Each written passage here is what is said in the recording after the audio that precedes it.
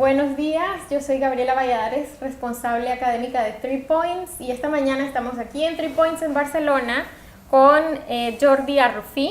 Él es el director del programa de talento digital de Mobile World Capital. Jordi también estuvo a cargo del área de estrategia del programa de innovación social D-Lab. Tiene amplia experiencia en la consultoría de negocios, en firmas grandes como PricewaterhouseCoopers. También estuvo a cargo de programas para startups y para emprendedores en cuanto a el asesoramiento de estrategia e innovación. Jordi es licenciado en Ciencias Políticas y de la Administración por la Universidad Pompeu Fabra. También tiene un máster en Comercio Internacional y Mercados Emergentes por la UB, Universidad de Barcelona, y un MBA de la Barcelona School of Management de Pompeu Fabra. Jordi, muchas gracias por estar aquí. Y el día de hoy vamos a estar hablando sobre el talento digital. Y cuéntanos, desde Mobile World Capital, ¿qué están haciendo para liderar o para llevar a Barcelona como la capital mundial del móvil?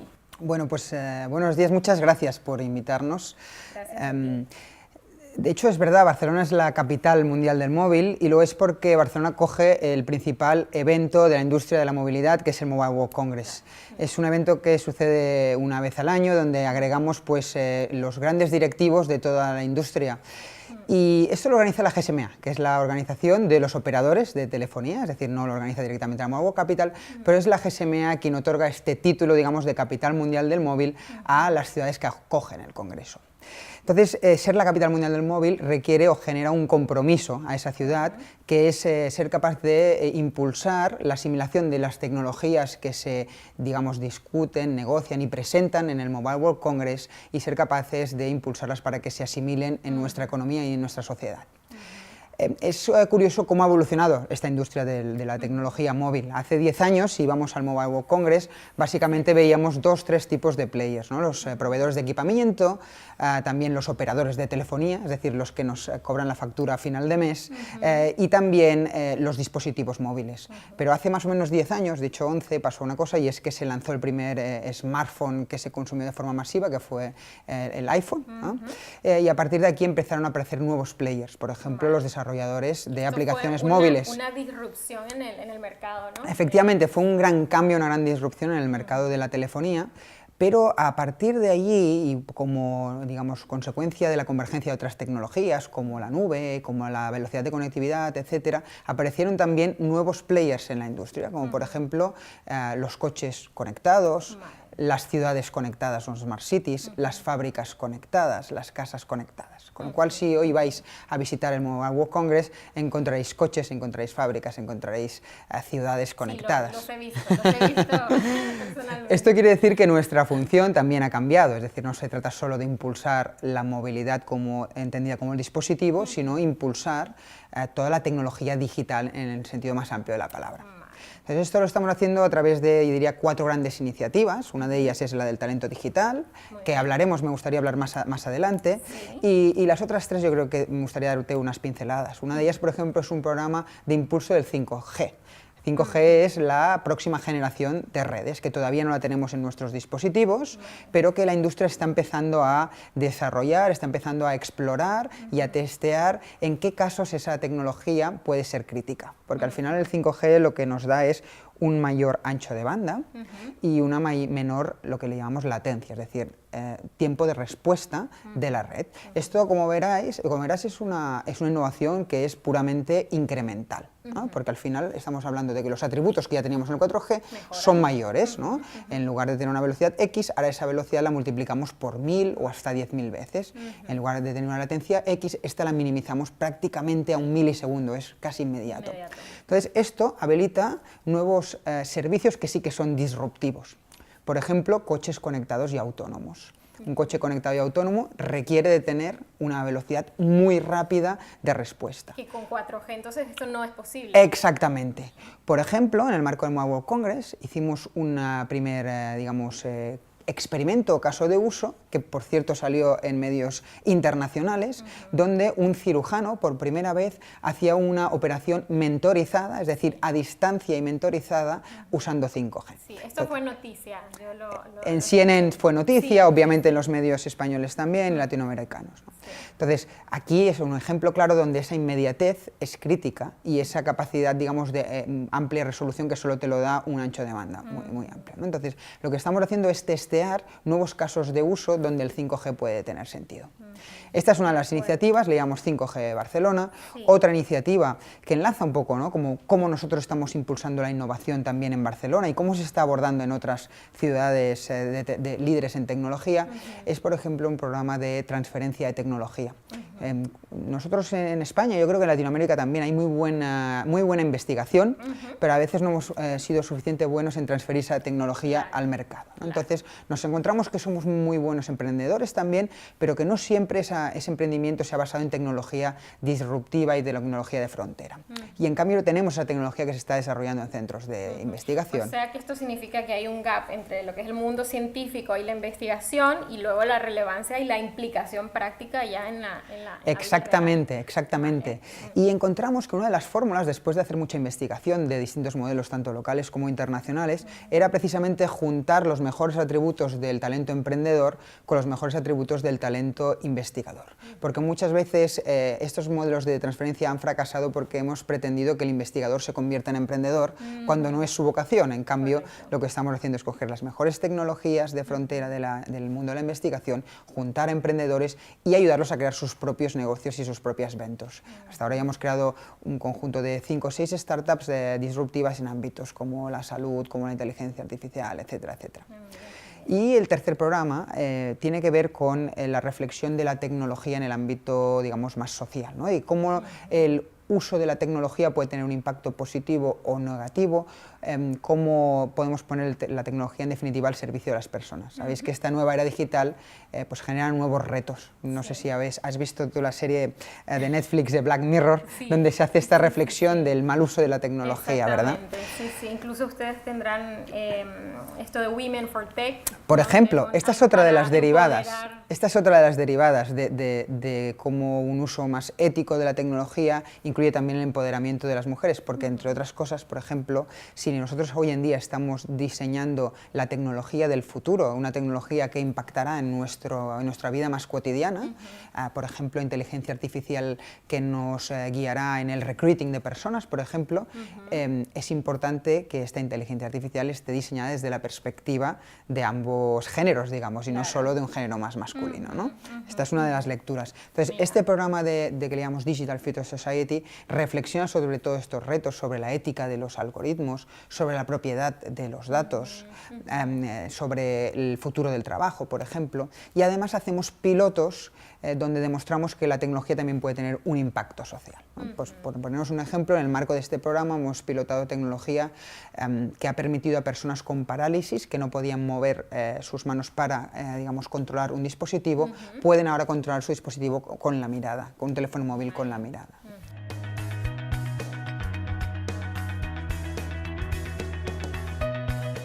Muy bien, Jordi. Y dicho esto, ¿podemos realmente asegurar que estamos viviendo una nueva era digital?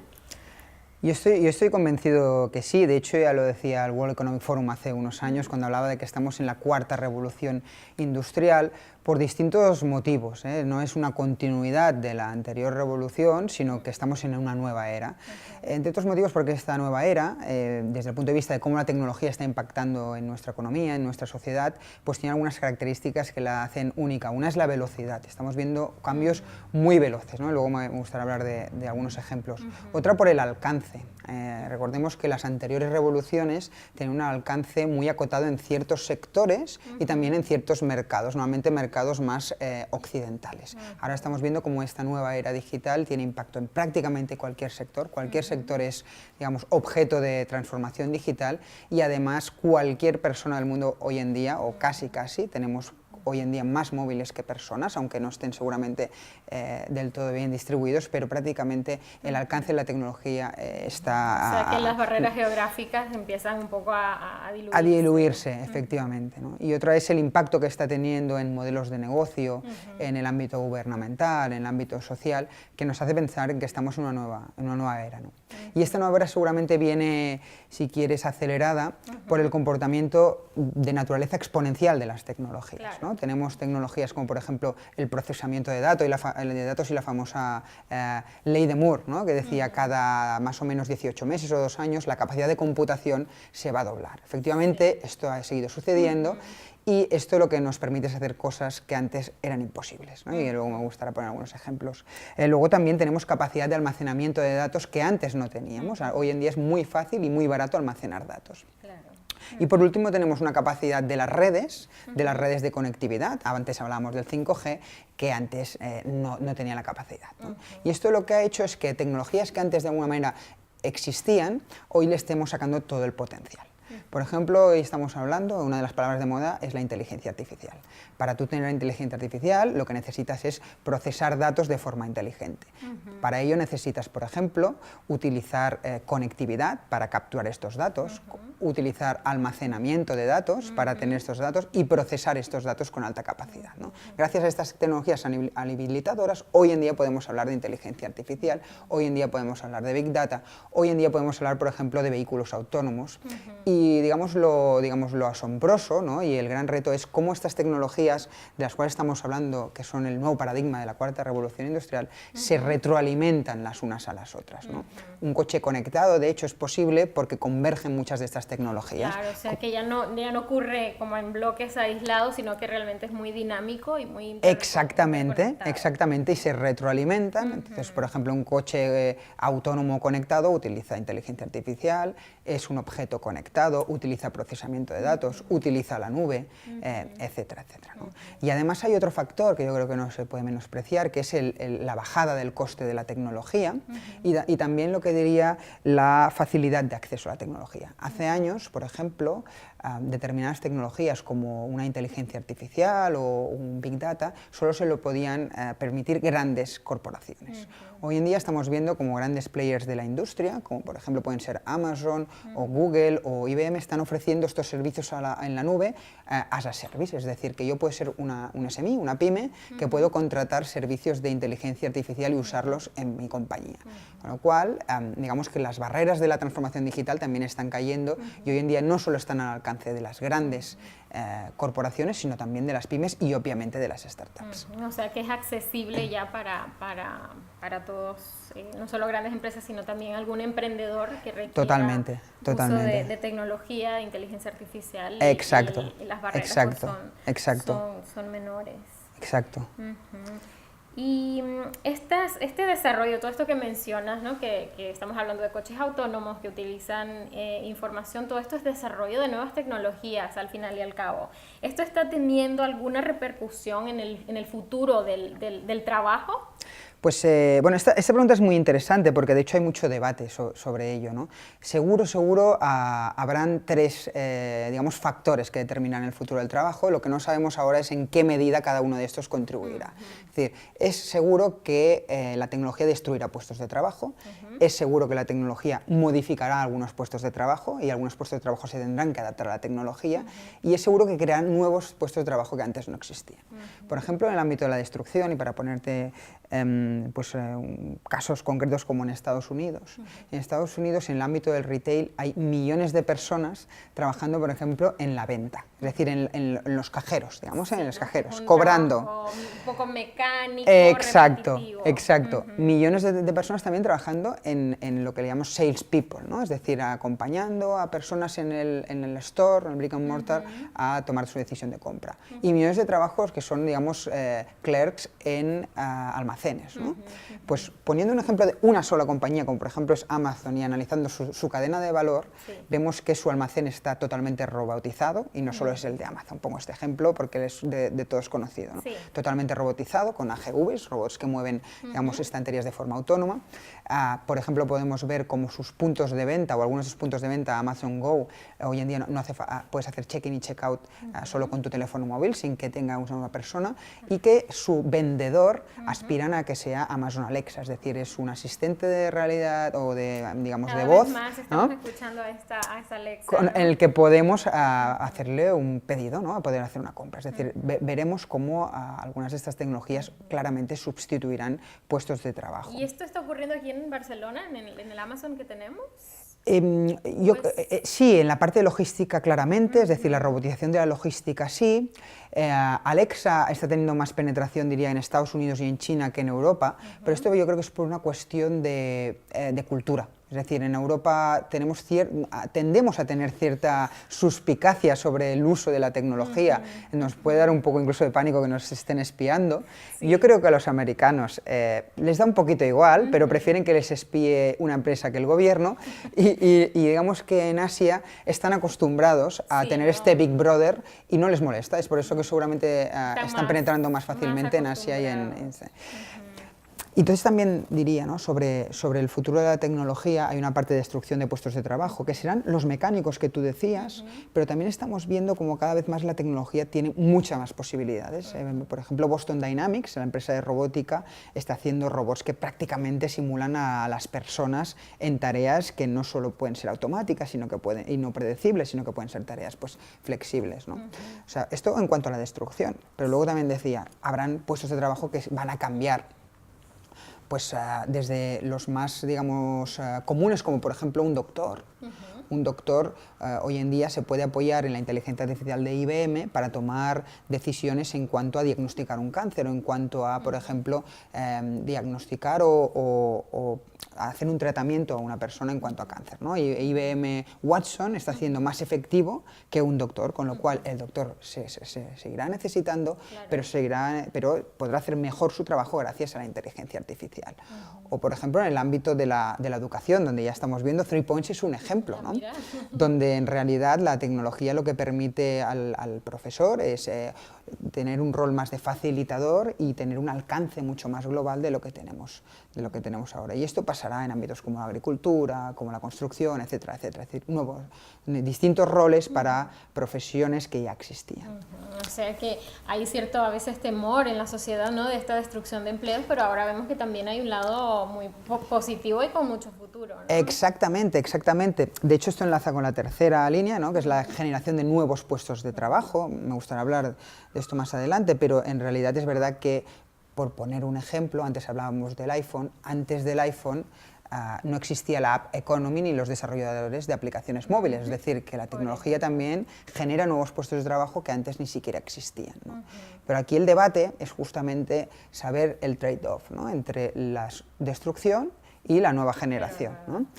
Y aquí de hecho hay mucho debate, ¿no? De hecho hay los que ya son más optimistas y miran al pasado y dicen, oye, en las anteriores revoluciones industriales, como por ejemplo la primera revolución industrial, hubo un fenómeno que le llamaban los ludistas, que eran esas personas que estaban en las fábricas textiles y que destruían las máquinas porque decían que les iban a destruir el trabajo. Y en cambio al final se vio que la industria textil, gracias a la mecanización, generó mucho más puestos de trabajo y la hizo grande, ¿no? Y en lugar de tener una camisa para toda la semana, hoy en día podemos tener mucha más variedad. Y esto que ha pasado en las distintas revoluciones, dicen, oye, ¿por qué no tiene que pasar esta vez? Normalmente los optimistas tienden a ser economistas, gente que mira, analiza lo que ha pasado en el pasado y lo proyecta al futuro. Pero luego es verdad que hay una corriente que son le podemos llamar tecnopesimistas, que son los que miran al futuro y dicen, oye, la tecnología y la capacidad de la tecnología no tiene comparación con lo que hemos visto en el pasado. Será mucho más disruptiva, será capaz de sustituir puestos de trabajo de una manera masiva, con lo cual lo que tenemos que hacer es prepararnos para ello. Aquí tenemos gente como por ejemplo pues Elon Musk, ¿no?, de Tesla, SpaceX, etcétera, como Zuckerberg, como el profesor Hopkins, que ya murió, pero también era un tecnopesimista en este sentido, ¿no? Y también nos pueden generar cierta fiabilidad, en el sentido que son gente que conoce muy bien la tecnología, Y ellos lo que dicen es, vamos a prepararnos, por ejemplo, generando pues una renta universal, poniendo impuestos a los robots, etcétera, etcétera. Sí, ¿no? Y que también coticen los robots. Exactamente, que esta era la propuesta de Bill Gates. En todo caso, el debate no está cerrado, lo que sí que sabemos que pasan estas tres cosas: eliminación de puestos, modificación y generación de nuevos. Yo creo que la oportunidad está allí, en la generación de nuevos puestos de trabajo.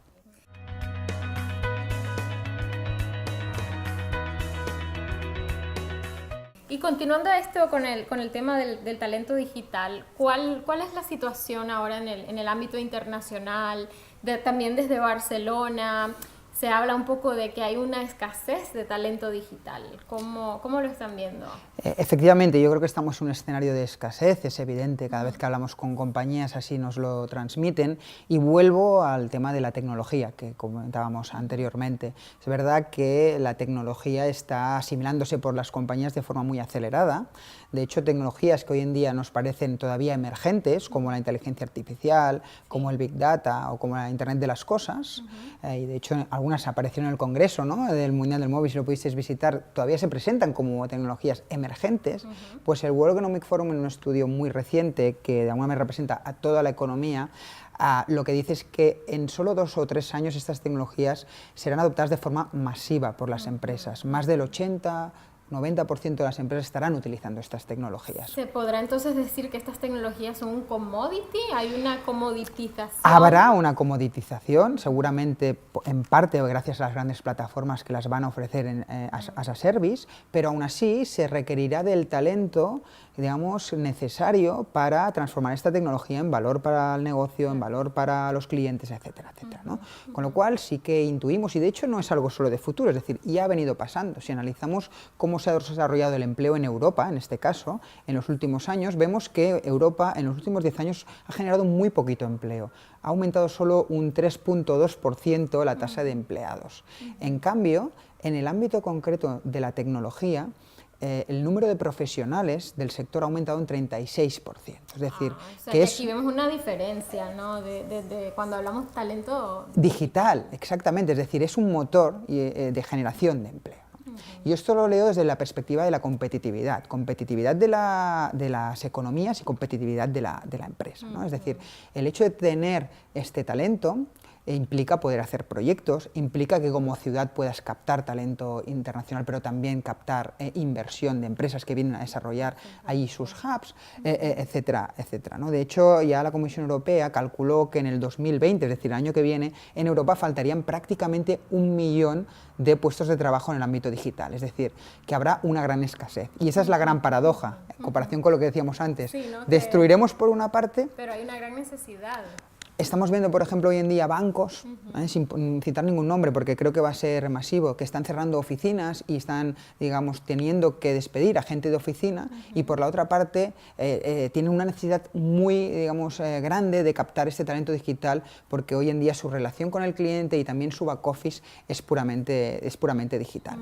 Y entonces aquí yo lo que estoy empezando un poco a entender es que a la vez que las empresas requieren este talento para ser competitivas, el talento, nosotros las personas tenemos necesidades de formación en estos temas, ¿no? Entonces mira qué relevante, o cómo se engrana cada uno de estos, exactamente, de estos players, ¿no?, de estas figuras. Totalmente, yo creo que es lógico que cada vez más el ámbito de la formación se alinee con las necesidades del mercado, ¿no? Antes hablábamos de Big Data, de inteligencia artificial, o también perfiles más transversales de management en el ámbito digital. Claro. Pero todos estos perfiles hoy en día son escasos, y cuando tenemos gente que está formada en otros ámbitos, ¿no? Y seguramente uno de los grandes retos o una de las grandes, digamos, líneas de actuación para conseguir cerrar el gap es precisamente este reskilling o este upskilling de los profesionales que hoy en día no tienen esas competencias digitales.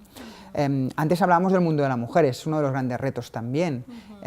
Por ejemplo, en datos de Europa, en el sector de ICT, en la formación ICT, prácticamente hay un promedio de 17% de mujeres formándose en el sector, es decir, que hay un gap tremendo. Sí. Necesitamos a las mujeres, ya no solo por la cuestión que decíamos antes, ética de los algoritmos, sino porque necesitamos para, digamos, nutrir la competitividad de las economías ciudades europeas, latinoamericanas, etcétera, etcétera.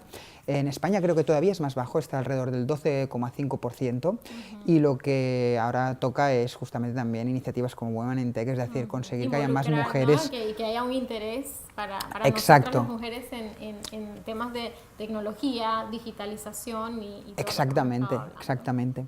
Cuando hablabas antes del ámbito más local, ¿no? De qué está pasando en Barcelona, que yo creo que es muy extrapolable.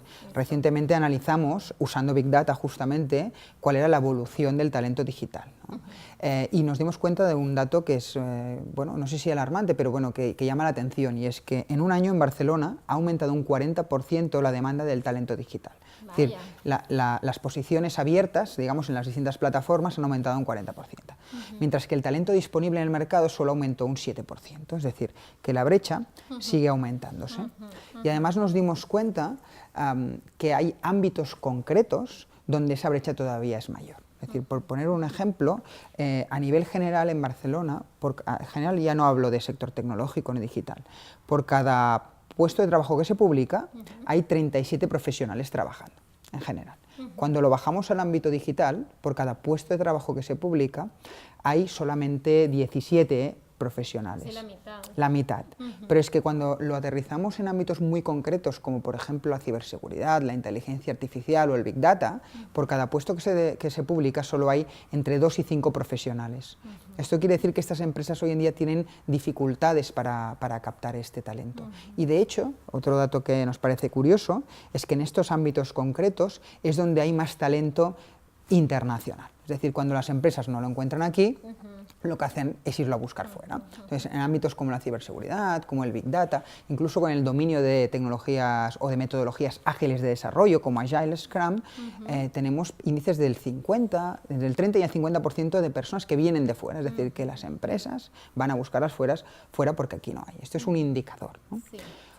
Otro indicador de esa escasez es justamente la inflación salarial, ¿no? El aumento de los salarios. Porque hay que atraer el talento. Exactamente. Y esto diría que tiene una doble lectura, porque a veces tienes que buscar el equilibrio entre un sueldo que sea suficientemente atractivo para el talento, pero a la vez suficientemente atractivo para la empresa.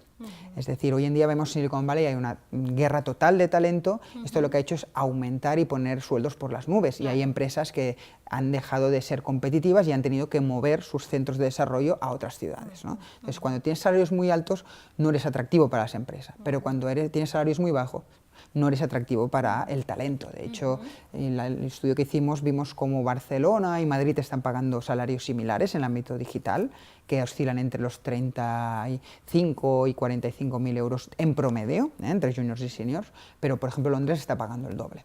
Entonces, la lectura positiva es que una empresa preferirá venir a Barcelona porque hay talento que a Londres, pero es difícil atraer talento de Londres aquí porque precisamente no estarán dispuestos probablemente algunos de ellos a cobrar la mitad, ¿no? Entonces, eso es un gran reto que tienen las ciudades, ¿no? Ser capaces de atraer talento. Y aquí vemos cómo repercute al final en la sociedad, ¿no? Estamos hablando mucho de empresa, pero al final esta dinámica talento, empresa, salarios, termina repercutiendo en las ciudades, ¿no? Totalmente, totalmente. En muchos ángulos, por ejemplo, hay un reto de desigualdad también, es decir, de hecho esto ya se inició en Silicon Valley y estará pasando aquí. Vemos como el salario del ámbito de la tecnología o lo digital es de promedio más alto que el resto. Entonces, las personas que trabajen en el sector tecnológico, lo que harán, si tenemos más personas que trabajan en el sector, lo que harán es generar seguramente una cierta desigualdad, ¿no? Por eso es tan importante también que haya más mujeres en el sector, porque si no, la brecha salarial entre hombres y mujeres también aumentaría, ¿no? Si tenemos más mujeres en el sector, la brecha también se reduce. Y es algo que no queremos. Obviamente no queremos. Y de hecho, antes hablábamos, ¿no?, de cómo lo estamos haciendo desde aquí, ¿no?, desde Barcelona. Aquí lo que hemos propuesto es una serie de, entre comillas, recetas que no solamente las proponemos, sino que además las vamos a implementar, ¿no? Es decir, ¿cómo puede una ciudad ser competitiva desde la perspectiva del talento? Porque al final va de competitividad. Es decir, si conseguimos cerrar esa brecha o si tenemos más talento, para ponerlo en positivo, seremos más competitivos como empresas y como sociedad, ¿no?, y como economía. Entonces, estamos trabajando en tres grandes líneas y sobre todo haciéndolo en alianza. porque ahora es hora de juntar a todos los players, tanto públicos como privados, como las propias empresas, a trabajar en la misma dirección. Es la manera de hacerlo, es un reto tan grande que si no lo haces en alianza con las empresas que necesitan el talento, con los formadores, como 3Points, que está generando este talento del futuro, y además con los representantes, digamos, más institucionales y de la industria, no hay manera de hacerlo. Trabajando muy rápidamente en 3 grandes ámbitos. Uno es impulsar el reskilling, impulsar el reciclaje, es decir, que todavía programas de reskilling, y no es por hacer publicidad, 3Points es un ejemplo, pero tenemos muchos bootcamps, tenemos programas de corta duración que se llaman Code Academies, tenemos distintos programas de corta duración que pueden convertir en profesionales digitales a profesionales que antes no eran digitales. Y esto cuando decimos transformación digital, ¿no? Exacto. Que se transforma la empresa Exacto. de un entorno tradicional a un entorno digital. Claro, ¿no? claro, pero aquí desde la perspectiva del talento te das cuenta que hay falta de, digamos, awareness, es decir, hay muchas personas que ni siquiera saben que pueden convertirse en profesionales digitales. Esto es importante. Entonces, aquí lo que se trata es de acompañar a estas personas en todo su customer journey, desde que no son profesionales digitales hasta que toman la decisión de formarse y luego no te preocupes que el mercado las absorbirá. Luego hay otra línea que le llamamos, captación de talento de fuera. En el corto plazo, como no hay suficientes aquí, es verdad que algunos tienen que hacer el reskilling, pero necesitaremos gente de fuera. Es decir, vamos a conseguir que Barcelona tenga más talento internacional o de otras ciudades. Y esto pasa por hacer campañas de atracción, pero también pasa, diría, por tener un marco legal que facilite. Estamos viendo como, por ejemplo, Londres o el Reino Unido, como Portugal y otros países tienen su propia Tech Visa. Es decir, y muy rápidamente diría que otra línea que es muy importante es que los programas de formación estén muy alineados con el mercado, es decir, entiendan muy bien cuáles son las necesidades del mercado y que formen de acuerdo a esas necesidades. Muchas veces hemos pecado de tener programas, digamos, diseñados desde la academia, pero sin orientación a mercado. Y sobre todo tomar decisiones basadas en datos. Hoy en día tenemos un Big Data de talento y lo podemos usar para tomar decisiones. Perfecto, vale.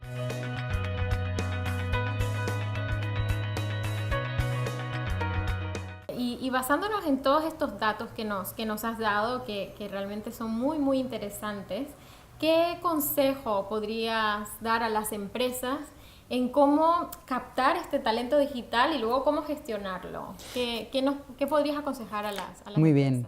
Pues mira, nosotros a raíz de este programa de talento digital que quiere posicionar a Barcelona como capital de talento, hemos ido a hablar y a discutir con muchas compañías de cómo estaban abordando el reto. Porque uno puede posicionarse como empleador de talento digital y como una empresa madura desde el punto de vista de la gestión del talento digital, pero si luego no lo es, genera un rechazo en ese talento, ¿no? Entonces hemos podido analizar cuáles son esos grandes, digamos, factores de éxito en la captación de talento digital. Uno de ellos, por ejemplo, diría de los principales, es el uso de metodologías ágiles en el desarrollo. Curiosamente, la gente que trabaja en el ámbito de la tecnología le gusta trabajar con metodologías que están, digamos, de acuerdo al mercado, ¿no? A las necesidades de mercado. Hoy en día encontramos que el sector digital es un sector que se mueve en un entorno de incertidumbre, ¿eh? Entonces, las metodologías tradicionales, las que le llamamos el waterfall, donde yo diseñaba un plan de trabajo para la implantación de una tecnología a 3 años vista, ya no nos sirven. Lo que tenemos es que continuamente iterar, testear con el mercado, ir pivotando esa solución tecnológica y hacer sprints que pueden ser de 1 semana, de 2 semanas y entregas muy rápidas. Aunque parezca obvio, la mayoría de compañías, digamos, que le llamamos incumbents, ¿no? Las tradicionales, las no tecnológicas, todavía están trabajando, muchas de ellas, en metodologías pasadas o antiguas que no se ajustan a las necesidades de agilidad que pide el mercado. Claro, entonces, porque ahora el contexto empieza como a moverse a un ritmo más rápido, ¿no? Exacto. Y esto que puede ser, digamos, un consejo para el abordaje de la transformación digital, también es un consejo para captar talento digital. Es decir, está demostrado que las empresas que utilizan estas metodologías Agile son a la vez más atractivas para el talento digital. También tiene una derivada desde el punto de vista de la organización, ¿no? Las metodologías Agile tienden a organizarse de forma mucho más plana, es decir, rompemos con la jerarquía tradicional y hablamos de organizaciones mucho más planas, se organizan en lo que le llaman squads, es decir, equipos replicados, pequeños, de 5, 6, 8, 10 personas máximos, replicados, ¿no? Donde tienes un product owner, por ejemplo, en cada uno de los equipos, donde tienes un UX por cada uno de los equipos, etcétera, etcétera, y esto lo que les permite es tener mucha autonomía y agilidad, no tener que validar digamos, las propuestas propuestas continuamente, sino que lo hacen en el marco del mismo equipo y luego tienen reuniones de coordinación. Es decir, la capacidad de organizarse de forma mucho más plana es uno de los grandes retos. O sea que, perdón, estamos pasando de una estructura muy rígida, muy Exacto. vertical a una más plana, Totalmente. pero que te ayuda a agilizar y entonces a poderte adecuar al contexto que Exactamente, exactamente. Y en una cambiante. entrevista de trabajo, a un talento digital que sepa que esta empresa que lo pretende contratar trabaja con metodologías ágiles y estructuras planas, va a ser automáticamente más atractiva para este talento, ¿no?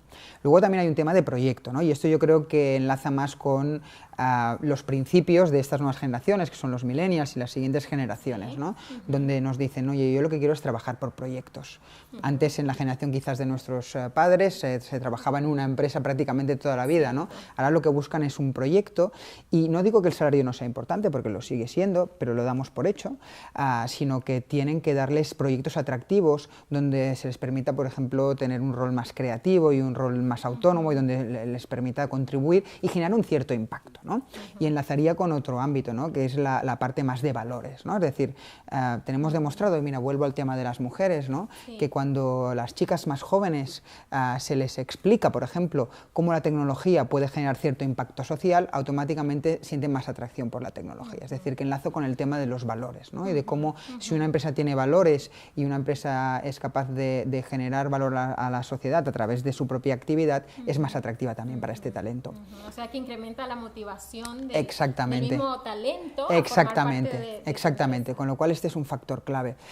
Añadiría obviamente la parte de flexibilidad. Hoy en día con las herramientas digitales creo que el modelo antiguo de quizás de fichar a las 9 de la mañana y volver a hacer el checkout a las 6 de la tarde seguramente ya queda obsoleto. Hoy tenemos los digital nomads, por ejemplo, ¿no? Que es gente que ni siquiera quiere tener una relación contractual con esa empresa en nómina, sino que quiere trabajar desde Bali programando, por ejemplo, ¿no? Este sería un extremo, quizás a un punto intermedio sería, por ejemplo, pues dejar un teleworking o facilitar teleworking, que no hayan horarios, sino que justamente en este trabajo por objetivos y proyectos lo que permite al talento es orientarse a los resultados y no tanto orientarse al cumplimiento de una jornada laboral, ¿no? Y esto se puede traducir a una mejora en la eficiencia. Estamos siendo más eficientes y que cada segundo realmente genere efectivamente, algo de valor. Efectivamente, sí, eso tiene un impacto directo en la productividad, con lo cual es un win-win, es una relación de win-win entre el empleador y el empleado, ¿no?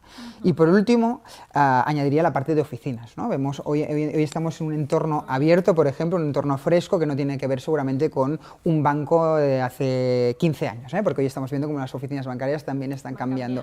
Pues curiosamente estamos viendo como las empresas, pues startups del sector tecnológico o las que se están digitalizando, cuando visitamos sus oficinas son espacios abiertos, diáfanos, con entornos de creatividad, no hay despachos, el director general no tiene despacho, etcétera, etcétera, ¿no? Este también es algo que suma, seguramente no es crítico, pero que suma en la experiencia y en la capacidad de atraer este talento, ¿no? Y luego añadiría otro punto, es cómo la digitalización nos puede ayudar a captar ese talento y a gestionarlo.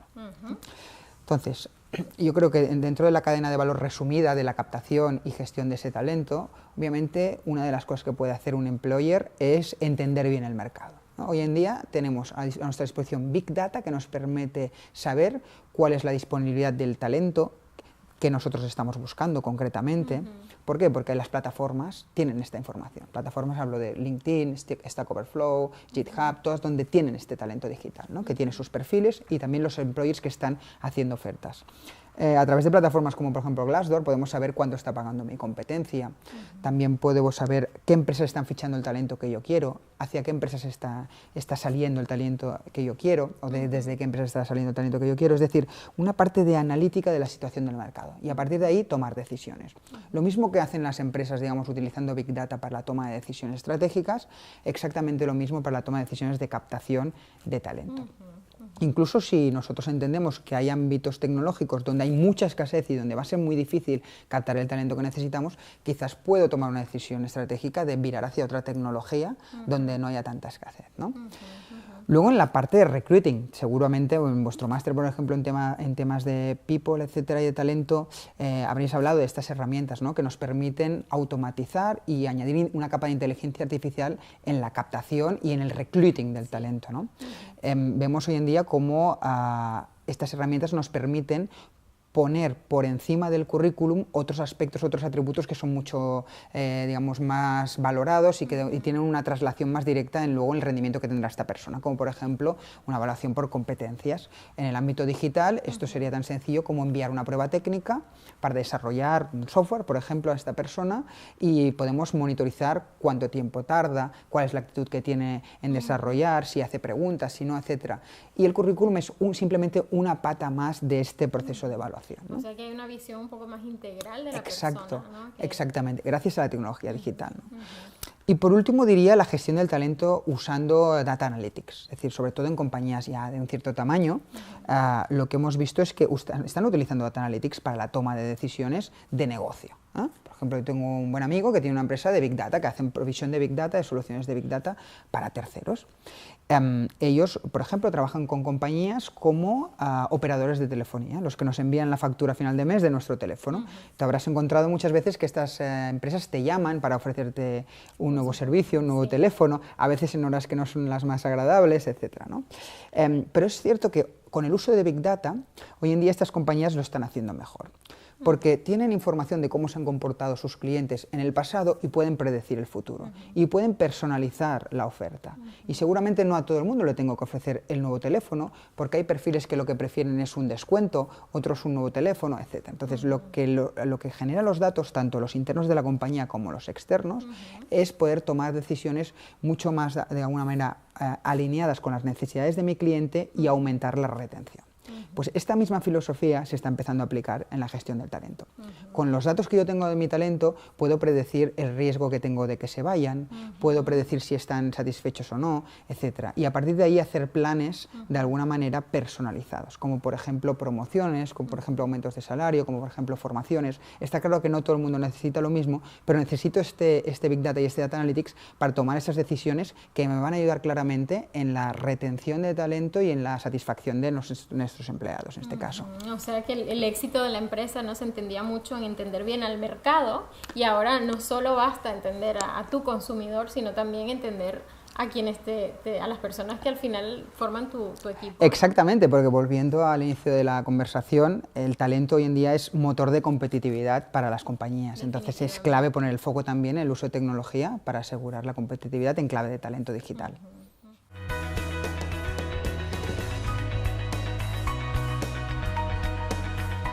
Bueno, Jordi, entonces en esta conversación pues hemos visto cómo desde Mobile World Capital están prestando atención a este proceso de digitalización y cómo está afectando al mercado del talento digital, y la importancia y la relevancia que tiene entender este futuro que está tan inmediato, en beneficio de las empresas, en beneficio de la sociedad, en beneficio del talento, ¿no? y de los trabajadores. ¿Qué conclusión nos llevamos? Bueno, pues para hacer un poco de resumen de la conversación, yo creo que las ciudades, obviamente no solo Barcelona, sino pues todas las ciudades que quieran competir en esta nueva era de la digitalización, pues tienen que apostar por la tecnología, tienen que ser disruptivas a la hora de liderar nuevos proyectos que van a cambiar claramente la vida de sus ciudadanos y la vida de su economía. Hemos hablado, por ejemplo, de cómo el 5G habilitará nuevas cosas que antes eran imposibles, como por ejemplo operar a alguien a distancia o que un coche funcione de forma autónoma. Luego también sí que es importante entender cuál es el impacto de esta revolución tecnológica en clave del futuro del trabajo, asegurar que nadie se queda atrás, o como mínimo hacer políticas para que nadie se quede atrás, porque claramente habrá destrucción de puestos de trabajo, pero también tenemos que centrarnos en el capítulo de las oportunidades, ¿no? De cómo adaptamos nuestros profesionales a trabajar con la tecnología, no serán sustituidos, sino que tendrán que trabajar de forma distinta, y sobre todo cómo generamos ese nuevo talento de profesiones que antes simplemente no existían y que gracias a la tecnología van a existir.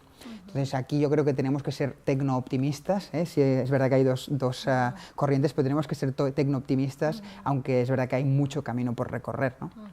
en el capítulo de cómo se está comportando el talento digital, pues sí que es cierto que hay un gap y que hay una escasez y que la demanda está creciendo de forma mucho más acelerada, justamente por la disrupción de la tecnología, y aquí las ciudades tienen retos, ¿no? Tienen retos. Nosotros proponemos que hay que reciclar, hay que hacer reskilling y upskilling de las personas, las personas tienen que tomar su propio liderazgo en hacer este reskilling y upskilling, pero también, obviamente, tenemos que ser ciudades atractivas para captar este talento de otras ciudades.